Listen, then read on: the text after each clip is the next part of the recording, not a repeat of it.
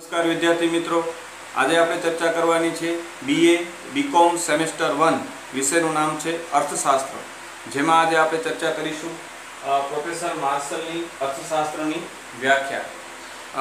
आथी अगाऊ आपणे अर्थशास्त्रनी व्याख्यामां एडम स्मिथनी अर्थशास्त्रनी व्याख्या जोई।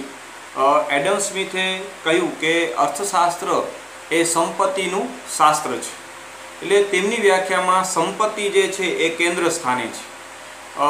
તેમાં આપણને સંપત્તિ જે છે એ સાધ્ય છે તેવું જણાય છે, એટલે કે માનવ કલ્યાણ કરતાં તેમને સંપત્તિને વધારે મહત્ત્વ આપ્યું છે। એટલે કે સંપત્તિ એટલે માનવ જે છે એ સંપત્તિ માટે છે તેવું જણાય છે, એટલે કે સંપત્તિને કેન્દ્રમાં તેમને રાખી છે, એટલે માનવ કલ્યાણ કરતાં સંપત્તિને વધારે મહત્ત્વ આપ્યું છે। અને તેથી જ અનેક અર્થશાસ્ત્રીઓએ તેમની વ્યાખ્યાની ટીકા કરી છે। તેના જવાબમાં પ્રોફેસર આલ્ફ્રેડ માર્શલે અર્થશાસ્ત્રની જે છે એ કલ્યાણલક્ષી વ્યાખ્યા રજૂ કરી છે। પ્રોફેસર માર્શલે ઈસવીસન 1890 તેમના પુસ્તક પ્રિન્સિપલ્સ ઓફ ઇકોનોમિક્સમાં અર્થશાસ્ત્રની કલ્યાણલક્ષી વ્યાખ્યા રજૂ કરી।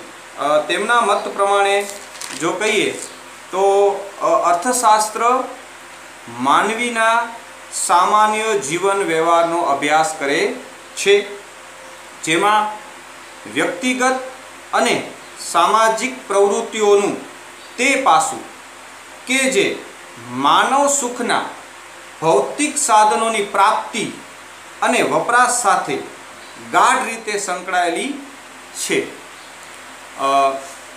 ત્યારબાદ ઇકોનોમિક્સ ઓફ ઇન્ડસ્ટ્રી નામના તેમના પુસ્તકમાં તેમને આ પ્રમાણે વ્યાખ્યા રજૂ કરી છે, જેમાં તે જણાવે છે કે અર્થશાસ્ત્ર માનવીના સામાન્ય જીવન વ્યવહારનો અભ્યાસ કરે છે, જેમાં માનવી કઈ રીતે આવક કમાય છે અને કઈ રીતે આવક ખર્ચે છે તેમની સમજૂતી અર્થશાસ્ત્ર આપે છે।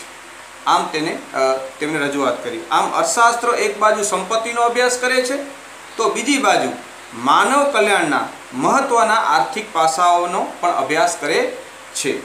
હવે આ વ્યાખ્યાને આપણે જરાક ઊંડાણપૂર્વક સમજીએ। તેમની વ્યાખ્યા આપણે જોઈએ તો અર્થશાસ્ત્ર માનવીના સામાન્ય જીવન વ્યવહારનો અભ્યાસ કરે છે, એટલે કે અર્થશાસ્ત્ર માનવીની રોજબરોજની જે તેની પ્રવૃત્તિઓ છે તેનો અભ્યાસ કરે છે, જેમાં રોજબરોજની તો માનવીની અનેક પ્રવૃત્તિઓ છે, તેમાં પછી કઈ પ્રવૃત્તિ તો કે જેમાં વ્યક્તિગત અને સામાજિક પ્રવૃત્તિઓનું તે પાસું કે જે માનવ સુખના ભૌતિક સાધનોની પ્રાપ્તિ અને વપરાશ સાથે ગાઢ રીતે સંકળાયેલી છે, તેવી જે પ્રવૃત્તિઓ છે તેનો અભ્યાસ જે છે એ અર્થશાસ્ત્ર કરે છે। એટલે કે વ્યક્તિ અને સમાજની પ્રવૃત્તિઓનું એ પાસું કે જે માનવ સુખ માનવ કલ્યાણમાં જે વધારો કરે છે, સુખમાં જે વધારો કરે, એટલે કે માનવ સુખના તે ભૌતિક સાધનો જે છે કે જેનાથી માનવનું સુખ થાય, એટલે ભૌતિક સાધનોની પ્રાપ્તિ માનવી કેવી રીતે કરે છે, તેનો વપરાશ માનવી કેવી રીતે કરે છે, અને તેનો જે અભ્યાસ છે તે જે છે અર્થશાસ્ત્ર કરે છે। એટલે ભૌતિક સાધનોની પ્રાપ્તિ માનવીને ક્યારે થાય, એટલે કે માનવીની જે રોજબરોજની જે તેની રોજબરોજની જેની પ્રવૃત્તિઓ છે તેમાં આર્થિક પ્રવૃત્તિ ખૂબ મહત્વની છે। એટલે આર્થિક પ્રવૃત્તિઓનો અર્થશાસ્ત્ર અભ્યાસ કરે છે કે આર્થિક પ્રવૃત્તિ દ્વારા એ શું મેળવે છે તો કે ભૌતિક સાધનો મેળવે છે। આર્થિક પ્રવૃત્તિ કરે એટલે શું થાય, ચીજ વસ્તુઓનું ઉત્પાદન થાય, અને ઉત્પાદનથી જે છે ભૌતિક સાધનોનું શું થાય છે જે છે નિર્માણ થાય છે। એટલે કે એ જે ભૌતિક સાધનો છે એ શું કરે છે તો કે માનવ સુખમાં વધારો કરે છે, માનવી તેની પ્રાપ્તિ કેવી રીતે કરે છે, એટલે કે ભૌતિક સાધનો અહીં આપણે કહી શકીએ કે સંપત્તિ, તો એ સંપત્તિ એ માનવી જે છે એ કેવી રીતે મેળવે છે, એનો વપરાશ કરે છે, અને એ તો કેના માટે સંપત્તિ કેના માટે માનવી મેળવે છે તો કે માનવ સુખ માટે મેળવે છે। એટલે કે એટલે કે અર્થશાસ્ત્ર માનવીના સામાન્ય જીવન વ્યવહારનો અભ્યાસ કરે છે કે જેમાં વ્યક્તિ કે સામાજિક પ્રવૃત્તિઓનું તે પાસું, એટલે કે અહીં કયું પાસું છે? આર્થિક પાસું છે. એટલે કે આ જે બાબત છે તે આર્થિક પ્રવૃત્તિ એટલે તે પાસું કે જે માનવ સુખના ભૌતિક સાધનોની પ્રાપ્તિ અને વપરાશ સાથે ગાઢ રીતે સંકળાયેલા છે. એટલે કે માનવી જે આર્થિક પ્રવૃત્તિ કરે છે તેનાથી જે આર્થિક પ્રવૃત્તિ એટલા માટે કરે છે કે તે ભૌતિક સાધનોની પ્રાપ્તિ માટે, અને એ ભૌતિક સાધનો મેળવી અને તેનો વપરાશ દ્વારા એ માનવી છે એ સુખની પ્રાપ્તિ કરે છે. માનવ સુખમાં શું થાય છે? વધારો થાય છે, માનવનું કલ્યાણ થાય છે. એટલે કે માનવી જે છે એ ભૌતિક સાધનોની પ્રાપ્તિ એટલે કે સંપત્તિ મેળવવાનો પ્રયત્ન કરે છે. તો કેના માટે કરે છે? તો કે સુખ મેળવવા માટે, કલ્યાણમાં વધારો કરવા માટે મેળવે છે. એટલે કે માનવીની જે આ પ્રવૃત્તિ છે ભૌતિક સાધનોની પ્રાપ્તિ, સાધનો મેળવવાનો અને પછી એનો વપરાશ કરવાનો, જે આખી પ્રવૃત્તિ છે માનવ સુખ માટે, તો તેનો જે અભ્યાસ જે છે એ કોણ કરે છે? તો કે અર્થશાસ્ત્ર કરે છે. એટલે જ કહ્યું કે એટલે અર્થશાસ્ત્ર માનવીના સામાન્ય જીવન વ્યવહારનો અભ્યાસ કરે છે, પણ એ સામાન્ય જીવન વ્યવહારમાં પણ જેમાં વ્યક્તિગત અને સામાજિક પ્રવૃત્તિઓનું તે પાસું કે જે માનવ સુખના ભૌતિક સાધનોની પ્રાપ્તિ અને વપરાશ સાથે ગાઢ રીતે સંકળાયેલું છે. એટલે આમ કહી શકીએ કે આમ અર્થશાસ્ત્ર માનવીની આર્થિક પ્રવૃત્તિઓનો અભ્યાસ કરે છે અને માનવી આ ભૌતિક ચીજ વસ્તુઓ મેળવવાનો કેવી રીતે પ્રયત્ન કરે છે, એના માટે શું કરે છે, અને તે ભૌતિક ચીજ વસ્તુઓ માનવી જે ભૌતિક ચીજ વસ્તુઓ છે તેનો વપરાશ માનવી કેવી રીતે કરે છે કે જેથી તેના કલ્યાણમાં વધારો થાય.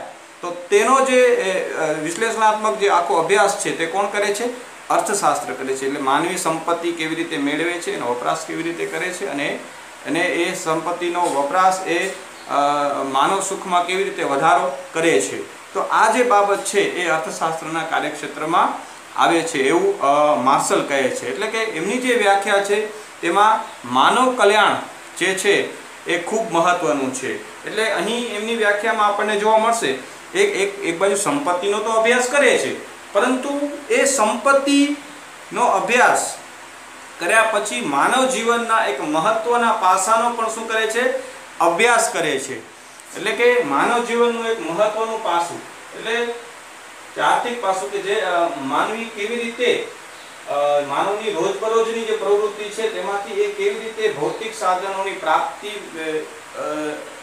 પ્રાપ્તિ કરે છે. એટલે કે માનવ જે છે એ ભૌતિક સાધનોની પ્રાપ્તિ કેના માટે કરે છે? તો કે માનવ સુખ મેળવવા માટે, માનવ કલ્યાણ મેળવવા માટે એ શું કરે છે? સંપત્તિ મેળવવાનો પ્રયત્ન કરે છે. એટલે કે સંપત્તિ શું છે? અહીં સાધન છે, અને સાધ્ય શું છે? તો કે માનવ સુખ છે. એ ભૌતિક સાધનોની પ્રાપ્તિ કરી અને માનવ જે છે એ કલ્યાણ મેળવવાનો એટલે કે માનવ સુખ મેળવવાનો શું કરે છે? એ પ્રયત્ન કરે છે. તે જે એની પ્રવૃત્તિ છે એના માટેની, સુખ મેળવવા માટેની, અને એ સુખ કલ્યાણ મેળવવા માટે કેવી રીતે ભૌતિક સાધનો પ્રાપ્ત કરે છે અને કેવી રીતે તે વપરાશ કરે છે, તે જે પ્રવૃત્તિ માનવીની છે તેનો અભ્યાસ અર્થશાસ્ત્ર કરે છે એવું માનવું માર્શલનું છે. એટલે એમની વ્યાખ્યા એક એવી છે તો કે અર્થશાસ્ત્રની એક કલ્યાણલક્ષી તેમની વ્યાખ્યા છે. એટલે ટૂંકમાં અર્થશાસ્ત્ર એ સંપત્તિનું નહીં પરંતુ ભૌતિક કલ્યાણનું શાસ્ત્ર છે. સંપત્તિ એ સાધન છે, જ્યારે માનવ કલ્યાણ એ સાધ્ય છે. એટલે એડમ સ્મિથે જે વ્યાખ્યા આપી હતી એમાં સંપત્તિ કેન્દ્ર સ્થાને હતી. એટલે સંપત્તિ એ શું હતું? સાધ્ય હતું. જ્યારે અહીંયા સંપત્તિ શું છે? સંપત્તિનો અભ્યાસ કરે છે, પણ સંપત્તિનો એક સાધન તરીકે અભ્યાસ થાય છે. અંતિમ ધ્યેય તો શું છે? અંતિમ ઉદ્દેશ્ય તો કે માનવ કલ્યાણ સિદ્ધ કરવું છે. એ એનું અંતિમ લક્ષ્ય છે. એટલે કે માનવ કલ્યાણમાં વધારો કરવો. એટલે એમની જે વ્યાખ્યા છે એ કેવી છે? અર્થશાસ્ત્રની કલ્યાણલક્ષી વ્યાખ્યા છે. હવે આ વ્યાખ્યાના કેટલાક મહત્વના મુદ્દાઓ છે તેને આપણે તપાસીએ. આમ તેમની વ્યાખ્યાના કેટલાક મુખ્ય મુદ્દાઓ આપણે આ પ્રમાણે તારવી શકીએ છીએ। જેમાં માનવનું મહત્વ આપેલું છે, વ્યક્તિ અને સમાજ, અર્થશાસ્ત્ર એ સામાજિક શાસ્ત્ર છે, ચોથું છે સુખાકારીના ભૌતિક સાધનો, પછી છે સામાન્ય જીવન વ્યવહાર, અને છઠ્ઠું છે સંપત્તિ સાથે માનવીય દ્રષ્ટિબિંદુને મહત્વ। પ્રથમ જોઈએ તો કે માનવનું મહત્વ। તેમની જે આ વ્યાખ્યા છે તેમાં માનવને વધારે મહત્વ આપ્યું છે સંપત્તિ કરતાં। એટલે કે તેમની વ્યાખ્યામાંથી સ્પષ્ટ થાય છે કે અર્થશાસ્ત્ર માનવીના સામાન્ય જીવન વ્યવહારના જે કાર્યો છે તેનો અભ્યાસ કરે છે। એટલે કે અર્થશાસ્ત્ર માનવીની આસપાસ રચાયેલું છે। માર્શલ વ્યક્તિગત ઉપરાંત સમગ્ર સમાજ સાથે અર્થશાસ્ત્રને સાંકળે છે। આમ અર્થશાસ્ત્રનો સંબંધ માનવજાત સાથે છે તેવું વ્યાખ્યામાંથી સ્પષ્ટ થાય છે। એટલે કે માનવીને અહીં કેન્દ્ર સ્થાને રાખી અને વ્યાખ્યા આપવામાં આવી છે। એટલે કે માનવનું મહત્વ અહીંયા વધુ છે। એટલે આપણે જે પહેલાં કીધું કે માનવીનું સામાન્ય જે જીવન વ્યવહાર છે તેનો અભ્યાસ અર્થશાસ્ત્ર કરે છે। એટલે કે માનવીની આસપાસ જ રચાયેલું છે તેનું કાર્ય તેવું આપણને જોવા મળે છે। એટલે કે અહીં માનવને વધારે મહત્વ આપ્યું છે। માનવી છે એ કેન્દ્ર સ્થાને છે। ત્યારબાદ છે વ્યક્તિ અને સમાજ। એટલે કે અર્થશાસ્ત્ર એક સામાજિક વિજ્ઞાન છે। તે માનવીની સામાજિક વ્યક્તિ અથવા પ્રાણી તરીકે સ્વીકારે છે। અર્થશાસ્ત્ર વ્યક્તિની સમાજમાં રહીને હાથ ધરવામાં આવતી માનવીય પ્રવૃત્તિઓનો અભ્યાસ કરે છે। ટૂંકમાં માર્શલ અર્થશાસ્ત્રમાં વ્યક્તિ અને સમાજની ભૂમિકાને સ્વીકારે છે, જેમાં વ્યક્તિને સમાજનો એક અંશ ગણે છે। એટલે અહીં વ્યક્તિ અને સમાજની જે છે એ બાબત એ મહત્વની છે। એટલે અહીં એક વ્યક્તિને સમાજના એક અંશ તરીકે જુએ છે। એટલે કે વ્યક્તિ એક સમાજમાં રહી અને જે પ્રવૃત્તિઓ કરે છે તેને ધ્યાનમાં લીધી છે। એટલે જે આર્થિક પ્રવૃત્તિઓ સમાજમાં થાય છે, જે આર્થિક વ્યવહારો થાય છે, એ એક વ્યક્તિ બીજા વ્યક્તિ સાથે જે રીતે કરે છે આર્થિક વ્યવહારો, તેનો અભ્યાસ અર્થશાસ્ત્ર કરે છે। એટલે વ્યક્તિ આર્થિક વ્યવહારો છે એ સમાજમાં રહીને કરે છે।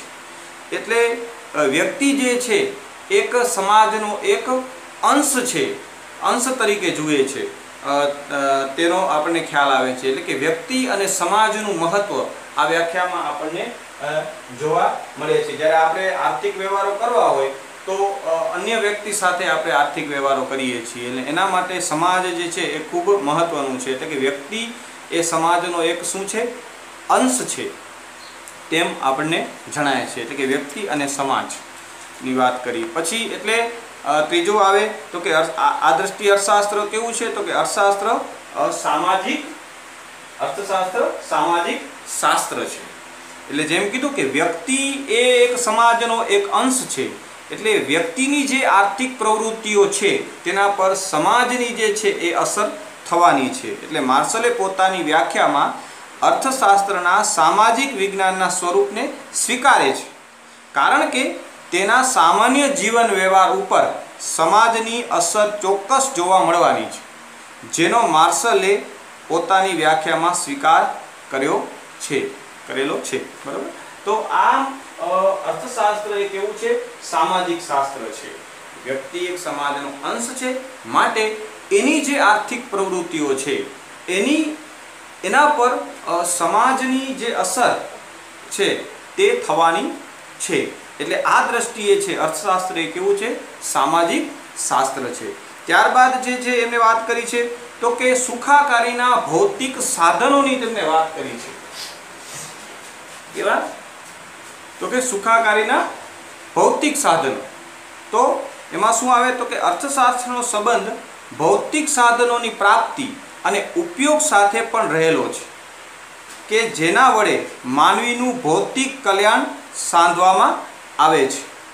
માર્શલના મતે આર્થિક પ્રવૃત્તિઓ માનવ કલ્યાણ અને માનવ સુખમાં વધારો કરે છે। જો અહીં સુખાકારીના ભૌતિક સાધનોની વાત કરી છે, અભૌતિક સાધનોની, એટલે કે સુખાકારીના જે ભૌતિક સાધનો છે, એટલે કે ભૌતિક સંપત્તિ છે, તેમાં જો વધારો થાય તો માનવીના ભૌતિક કલ્યાણમાં શું થાય છે?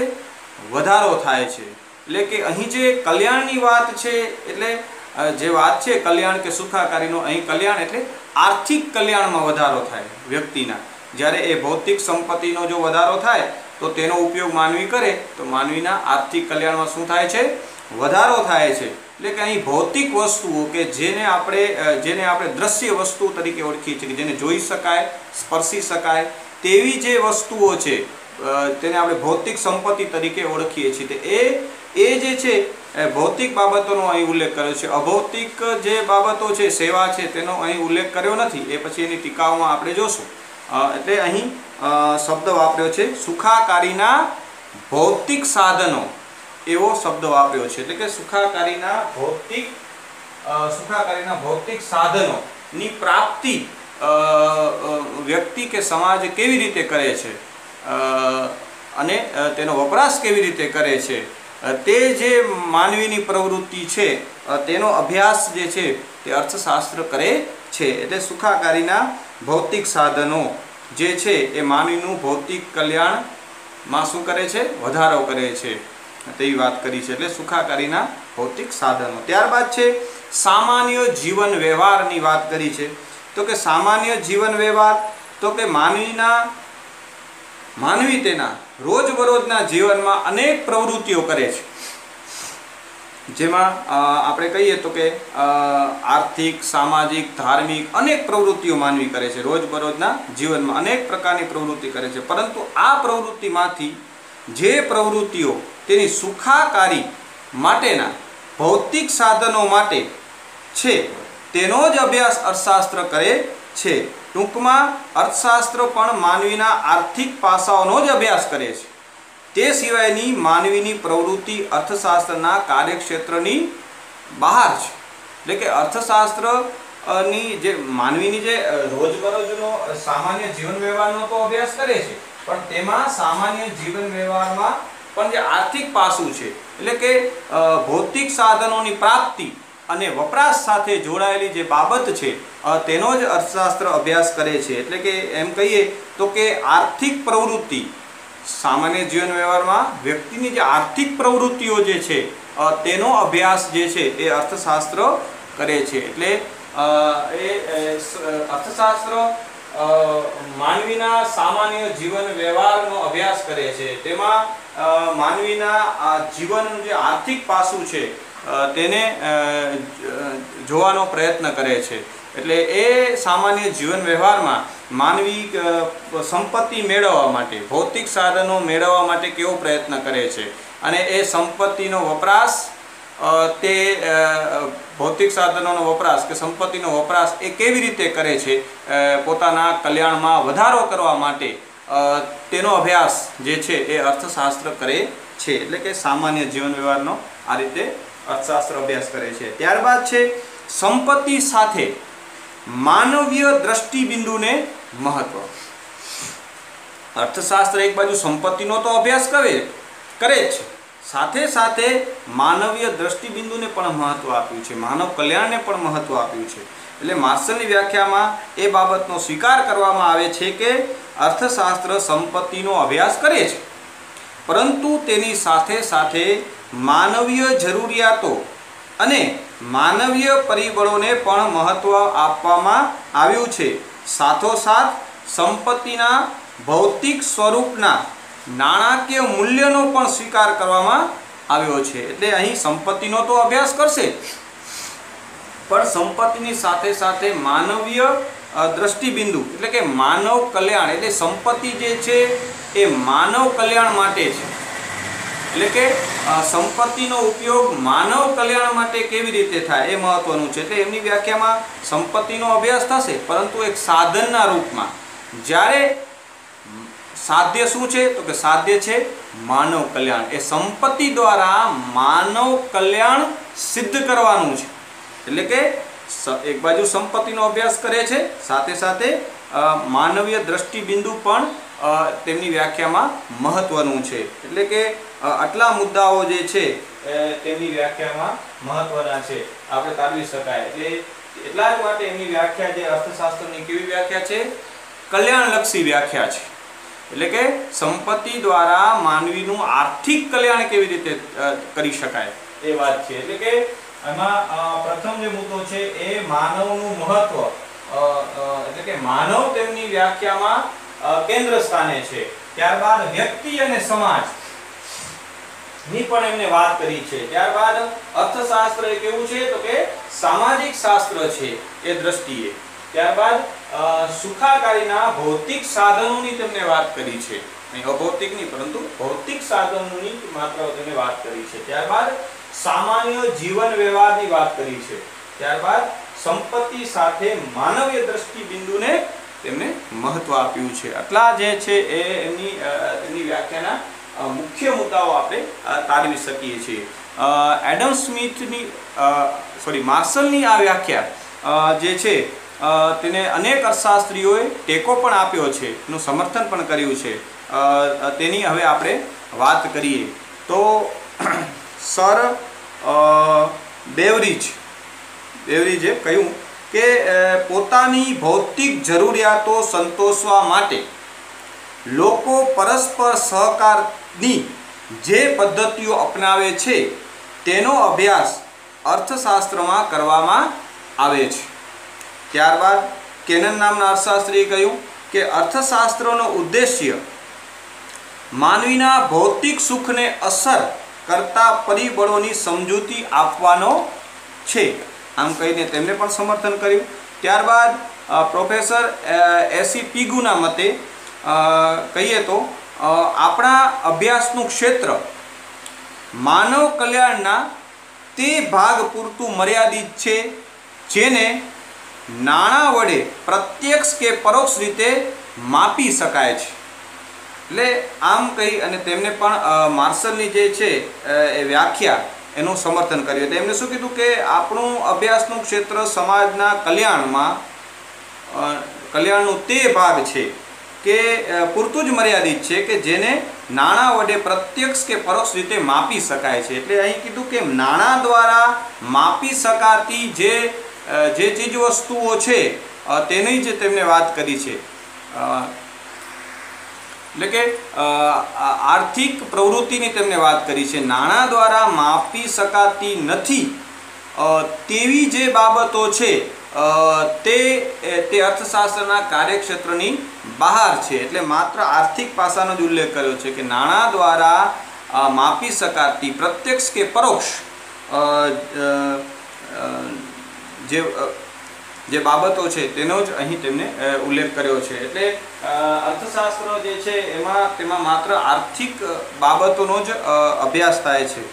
તે સિવાયની કે જેને નાણાં દ્વારા માપી નથી શકાતી એટલે કે બિન આર્થિક પ્રવૃત્તિઓનો અભ્યાસ અર્થશાસ્ત્રના કાર્યક્ષેત્રમાં આવતો નથી. માત્ર આર્થિક પ્રવૃત્તિઓનો જ અભ્યાસ થાય છે તેમ આપણે કહી શકીએ. એટલે આમ અનેક અર્થશાસ્ત્રીઓએ તેમની વ્યાખ્યાનું સમર્થન કર્યું છે. પણ તેની સાથે સાથે અનેક અર્થશાસ્ત્રીઓએ તેની ટીકા પણ કરી છે. તે પણ આપણે જોઈએ. એટલે એ જે ટીકાઓ થઈ છે તેના પરથી આપણે તેમની વ્યાખ્યાની જે છે એ મર્યાદાઓનો ખ્યાલ આવશે. તેમની વ્યાખ્યાની મર્યાદાઓ કે ટીકાઓની હવે આપણે સમજૂતી મેળવીએ. ટીકાની આપણે વાત કરી, તેમની વ્યાખ્યાની કેટલીક મર્યાદાઓ અહીં છે. તેમણે એક વાત કરી હતી કે તેમની વ્યાખ્યામાં આપણને જોવા મળે છે કે અર્થશાસ્ત્ર એ સામાન્ય જીવન વ્યવહારનો અભ્યાસ કરે છે, પરંતુ સામાન્ય જીવન વ્યવહાર એટલે શું તે અંગે તેમણે સ્પષ્ટતા કરી નથી. એટલે સામાન્ય જીવન વ્યવહાર એટલે શું અને અસામાન્ય જીવન વ્યવહાર એટલે શું તે વચ્ચે શું તફાવત છે તે તેમણે વાત કરી નથી.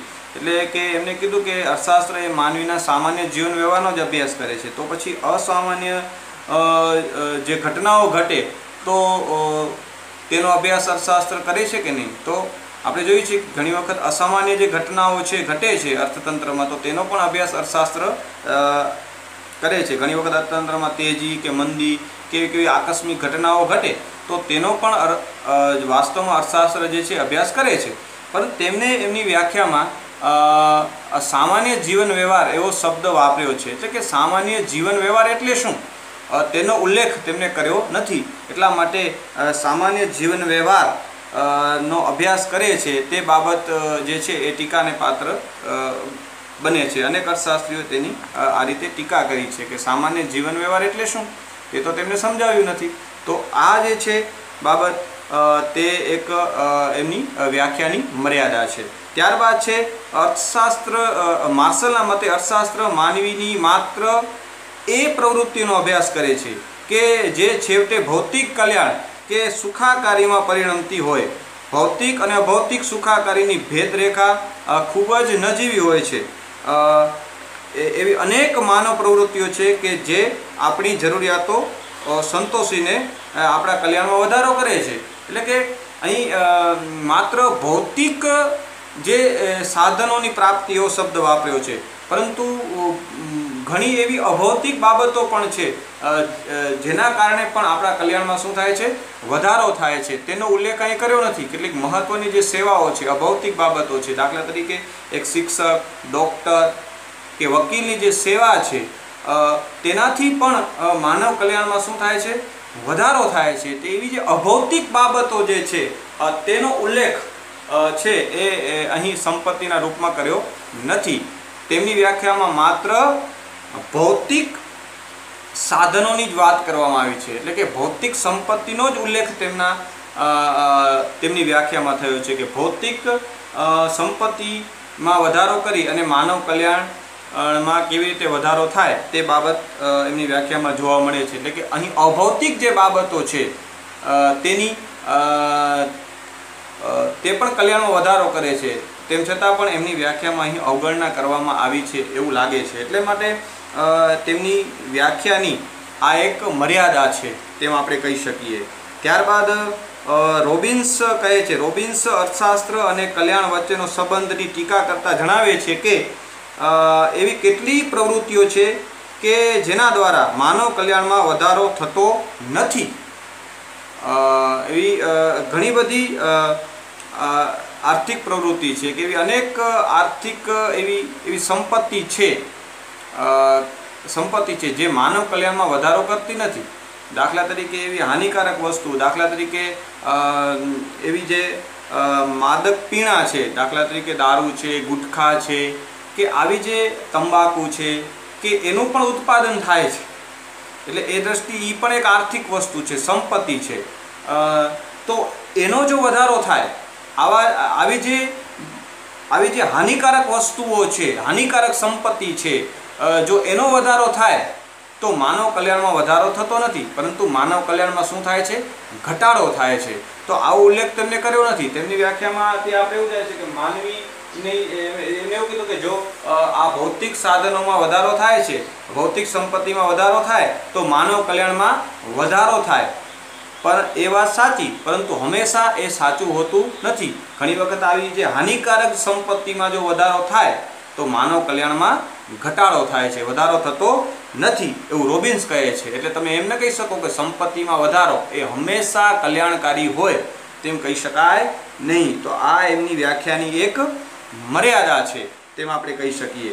તો ત્યારબાદ છે રોબિન્સના મતે અર્થશાસ્ત્રનો સંબંધ માત્ર સાધનો સાથે છે. રોબિન્સ એવું કહે છે ટીકા કરતા કે અર્થશાસ્ત્રનો સંબંધ તો માત્ર કેના સાથે છે, સાધનો સાથે છે. સાધ્યનો અભ્યાસ અર્થશાસ્ત્રના કાર્યક્ષેત્રની બહારની બાબત છે એવું રોબિન્સ કહે છે. તેથી અર્થશાસ્ત્ર એક વાસ્તવિક વિજ્ઞાન હોવાથી તેનું કાર્ય સંશોધન અને તેની સમજૂતી આપવાનું છે.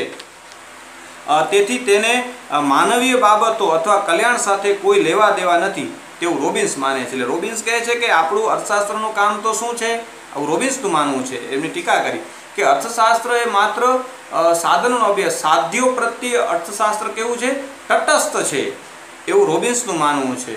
એટલે કે અર્થશાસ્ત્રને શું છે તેના સાથે લેવા દેવા છે, શું હોવું જોઈએ તેની સાથે લેવા દેવા નથી એવું રોબિન્સનું માનવું છે. એમ કહી અને રોબિન્સે તેમની વ્યાખ્યાની ટીકા કરી છે. એટલે કે માનવીય બાબતો અથવા કલ્યાણ સાથે કોઈ લેવા દેવા નથી અર્થશાસ્ત્રને માત્ર જે છે એ માત્ર સાધનો સાથે તેને સંબંધ છે, સાધ્યો સાથે નહીં, એવું રોબિન્સનું માનવું છે. એટલે એમ કહી અને રોબિન્સે પણ આ વ્યાખ્યાની ટીકા કરી છે. પછી કહી શકાય કે પ્રોફેસર માર્શલ પોતાની વ્યાખ્યામાં અર્થશાસ્ત્રને વિજ્ઞાન તરીકે નહીં પરંતુ એક સામાજિક વિજ્ઞાન તરીકે જુએ છે. તેથી જો કોઈ વ્યક્તિ સમાજથી સંપૂર્ણ રીતે અલિપ્ત હોય તો તેનો અભ્યાસ અર્થશાસ્ત્ર કરતું નથી.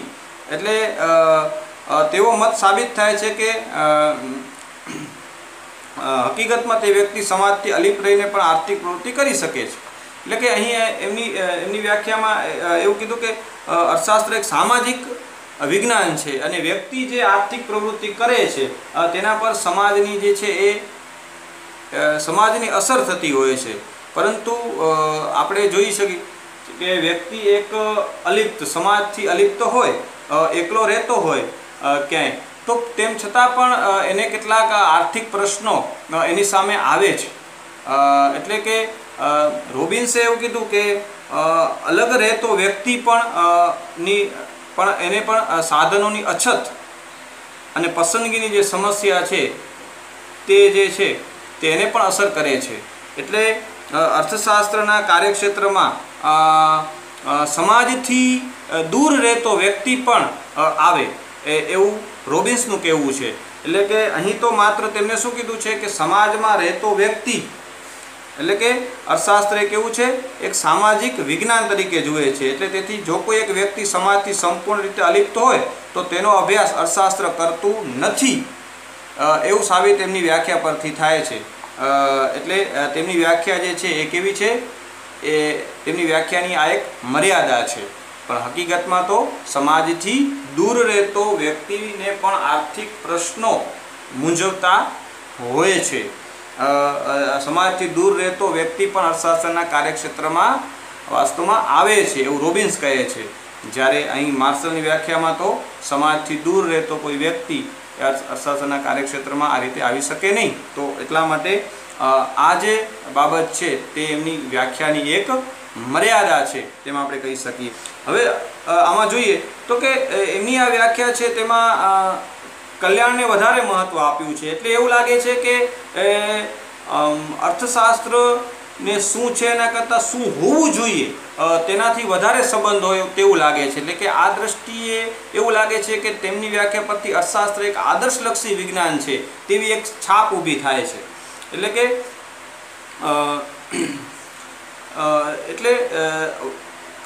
રોબિન્સ એવું કહે છે કે અર્થશાસ્ત્ર કેવું છે વાસ્તવદર્શી વિજ્ઞાન છે રોબિન્સના મતે. એટલે માટે રોબિન્સ એવું કહે છે કે અહીં તો એવું લાગે છે કે અર્થશાસ્ત્ર એક આદર્શલક્ષી વિજ્ઞાન હોય તેવું જ સાબિત થાય છે. શું છે એના કરતાં શું હોવું જોઈએ તેના સાથે અર્થશાસ્ત્રને વધારે સંબંધ હોય તેવું લાગે છે અને એમ કહી અને આ વ્યાખ્યાની એમને ટીકા કરી છે. એટલે તેમ છતાં પણ માર્શલની વ્યાખ્યા બાદ અર્થશાસ્ત્રના જે કાર્યક્ષેત્ર છે એનું જે સ્વરૂપ છે તેમાં તેનો જે દૃષ્ટિકોણ છે